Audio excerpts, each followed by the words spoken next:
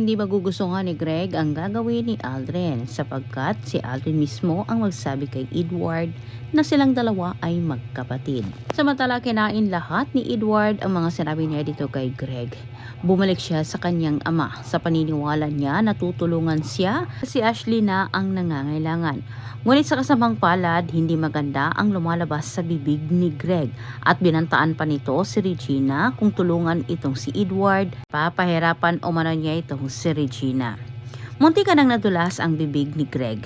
Pero humarang naman itong si Regina. Hindi pa handa si Regina na malaman ni Edward ang totoo. Paulo na lang ang huling pag-asa ni Edward. Kahit man labag sa kanyang loob na gagawin ito ay napilitan siyang makipagkita sa kanyang kuya.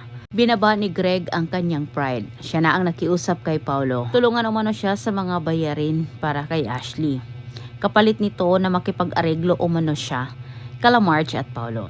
Bagay naman na hindi ito hinindi ni Paulo dahil obligado din naman niya na tulungan ang kanyang anak na si Ashley. Samantala sa kabilang banda, malaking problema ang kinakaharap ngayon ni Greg sa kanilang negosyo dahil sa pagtitiwala niya kay Adrian, nagkaproblema ang lahat. Nalaman na ni Paulo ang problema ni Greg dito kay Adrian.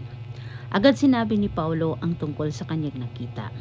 Ngunit pinoprotektahan ni Paulo ang kanyang kapatid kaya't hindi lahat ang kanyang sinabi dito kay Greg. Bagkus kanya itong binabalaan sa kaya pang gagawin ni Aldrin sa kanila sa mga susunod. Kaya't pinag-iingat na ni Paulo ang kanyang ama.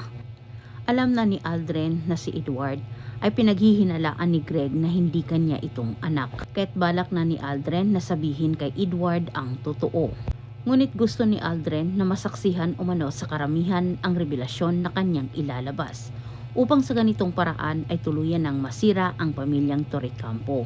Samantala, dahil malaking problema ang kinakaharap ngayon ni Greg sa kanyang kumpanya at gumagaling na itong si Jasmine, kailangan na ulit niya itong si Marge kaya't agad niya itong pinakiusapan.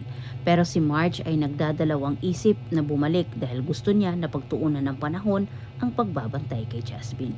Maraming salamat sa panonood at antabayan ninyo.